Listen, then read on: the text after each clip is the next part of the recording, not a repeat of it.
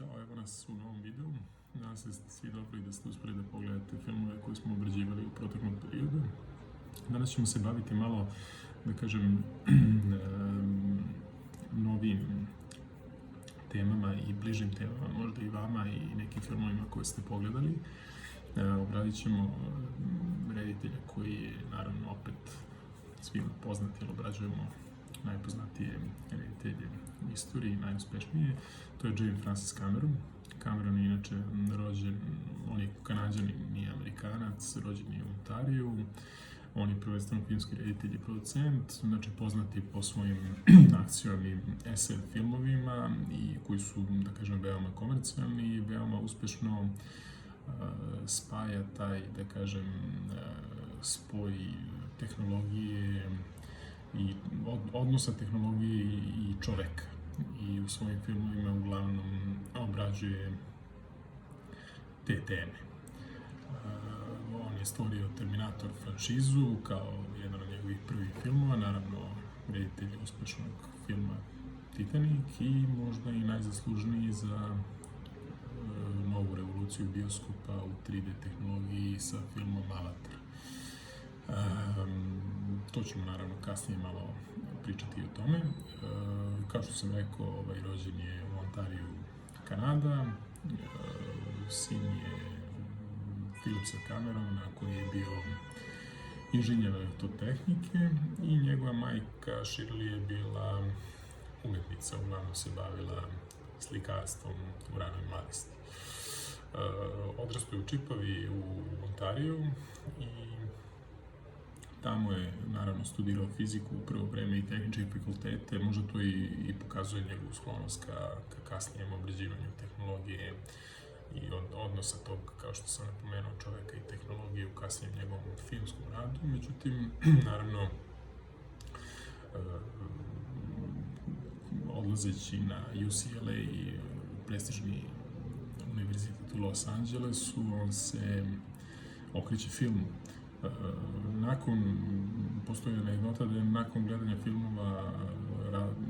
jednog od filmova Ratovi i zvezda, u to vreme inače Cameron radio kao vozač kamiona, i da je nakon što je pogledao film Ratovi i zvezda odustao od vožnje kamiona i posvetio se tome da uđe u filmsku industriju, da postane jedan od filmskih radnika.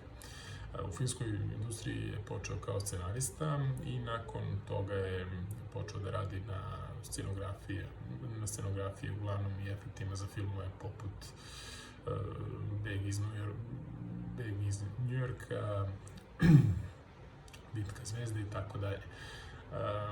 Radeći sa mnogim hollywoodskim producentima, pre svega sa Rogerom Cormanom, Cameron je ostvario i svoj rediteljski debi film Pirana 2, koji je inače sniman na Kajmanskim ostrvima, a u Rimu su snimani interijeri. Cameron je od, da kažem, početaka svoje karijere imao sklonost ka istraživanju morskih dubina i uopšte mora kao pojma, što će se kasnije pokazati u njegovom filmu Titanic. Malo ćemo drugačije se posvetiti, da kažem, obradi ovog reditelja u odnosu na prethodne naše videe, zato što ćemo se koncentrisati na njegove najpoznatije filmove, tako da ćemo sada pričati o 4 najpoznatije filma koje je radio James Cameron. Naravno, prvi film je Terminator i tokom svog boravka u Rimu, snimajući film Pirana 2, Cameron se razboleo od gripa ili od neke, da kažem, virusne bolesti, i tokom svog oporavka, naravno tokom noći punih temperatura i neprospavanih, sanjao je o mašini koja se diže iz vatre i koja ga uvija. Naravno, to je kasnije pretočio i materializovao svoju ideju za Terminator, i kad je konačno završio taj scenario, onda je naravno ušao i u to da bi mogao i režirati taj film. Uglavnom sve produkcijske kuće koje on kontaktirao u to vreme nisu izrazile interes za projekt, niti su htele da prepuste režiju reditelju koji je još uvijek bio početnik. Naravno, Cameron pronalazi kuću koja bi finansirala film i to je bila Hemdale Pictures. Naravno, preko svoje supruge u to vreme, Gail Ann Hard, koja je imala, u stvari osnovala svoju produkcijsku kompaniju Pacific Western Productions. Cameron odlučuje da proda, to jest ona pristaje da kupi Cameronov scenariju za film Terminator za $1, ali je uslov bio da on i režira film. Inače, Hard je potpisana kao producent filma, a naravno Cameron je dobio priliku da režira film. Orion Pictures u to vreme jedna od hollywoodskih kompanija koja ne ulaze u, da kažem, u velike major studije, ali veoma moćna i poznata po raznim hitovima u to vreme. Oni su bili distributeri filma. Cameron u to vreme, recimo, uopšte nije imao ideju da ulogu Terminatora glumi nekog ko je, da kažem, posebno mišićav ili ima istaknutu muskulaturu, i njegova odluka je bila da u ulozi Terminatora se pojavi Lance Henriksen. On je inače nastupao u Pirani 2. Međutim, nakon sastanka sa Arnoldom Schwarzeneggerom stvara se istorija. Nakon jednog ručka, u stvari, sa Arnoldom Schwarzeneggerom stvara se istorija. On dobija ulogu Terminatora i to od tada Terminator franšiza osvaja bioskopske dvorane širom sveta i postaje jedan od najuspešnijih filmova. Naravno, u ovom filmu se pojavljuje i Linda Hamilton u ulozi Sarah Connora. Ona je inače kasnije se i udala za samog Camerona, tako da je Cameron ovde našao svoju drugu suprugu. Terminator je bio veliki komercijalni uspeh, nadmašio je sve prognoze svojih šefova u distribuciji Orion Picturesa i oni su recimo prognozirali da će to biti još jedan SF film koji će biti u bioskopima možda 7 dana i nakon toga već neće doživjeti prikazivanje u drugoj bioskopskoj nedelji. Međutim, naravno, istorija je dokazala sasvim nešto drugačije. Terminator je zaradio više od $38 miliona, a recimo Terminator važi za niskobudžetni film, znači za film koji nije imao veliki budžet za produkciju. Tako da Terminator diže Camerona u najveće moguće visine samog Hollywooda i režisera u to vreme. Nakon toga, možda drugi najpoznatiji Cameronov film je Rambo. Tokom 80. godina Cameron je pisao 3 scenarije u isto vreme, Terminator, Aliens i prvu verziju Ramba 2. Dok, recimo,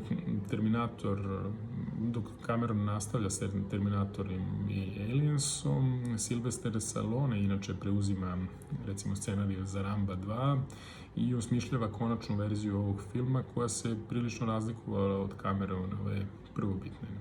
Naravno, Cameron je potpisan za svoj scenarij u odjavnoj špici filma, a naravno franšiza Rambo postaje mega popularna još od prvog filma, naravno drugi film, treći i tako dalje. Nastavci koji su usledili su samo pokazali jačinu same ideje i samog koncepta.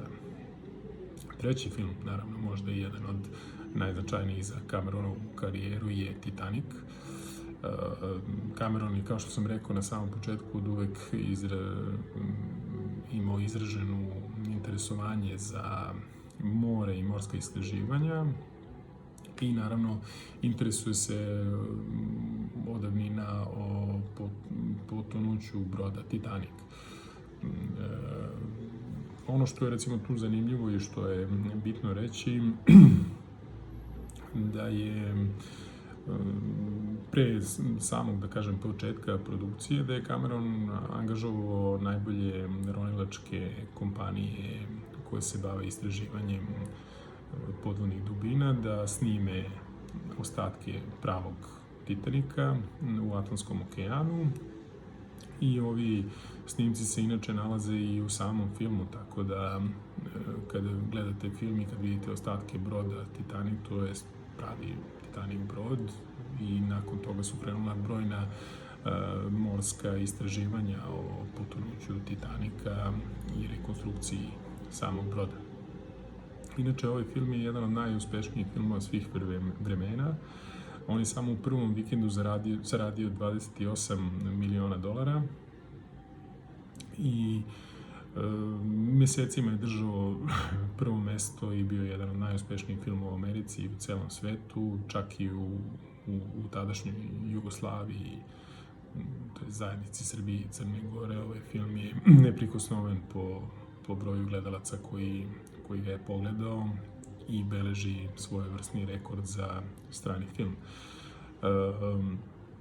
On zarađuje negde oko $600 milijardi u Americi i 1,8 milijardi dolara u celom svetu. To je za to vreme bilo nezamislivo i ovaj film je, da kažem, totalno rehabilitovao filmsku industriju u smislu profita.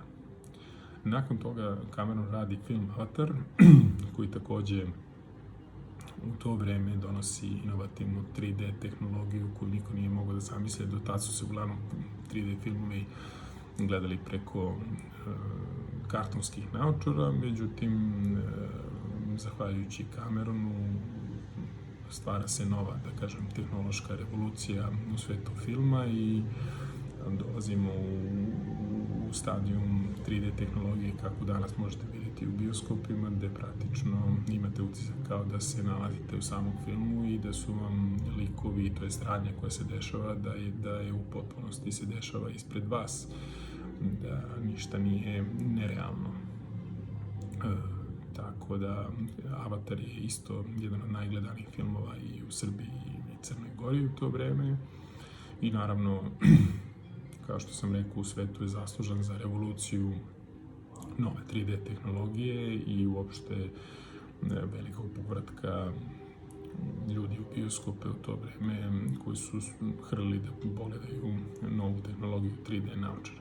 Naravno, nakon toga 3D tehnologija se primenjuje na mnogim filmovima i dan danas je veoma popularna, a recimo ono što je zanimljivo da se nastavak Avatara, to je Avatar drugi deo, koji će isto naravno raditi Cameron, da se priprema isto tehnološki skok u smislu bioskopske revolucije, ali to ćemo vidjeti 2023. verovatno kada Cameron planira da pusti ovaj film u bioskope širom sveta.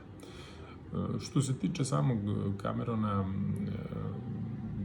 ono što je zanimljivo reći da ima veoma ekskluzivnu narav i da ga mnogi uspoređuju sa jednim od najvećih tiranina Atilom Hunskim, da je veoma težak za saradnju, zovu ga Noćna mora za saradnju i studiji se uglavnom boje njegove navike da ne poštuje raspored i da troši više od predviđenog budžeta, jer su svi njegovi filmovi koje je snimio uglavnom probili budžete i to ne za par posto, ne za par postotaka, nego za ozbiljne cifre, ozbiljne milione dolara.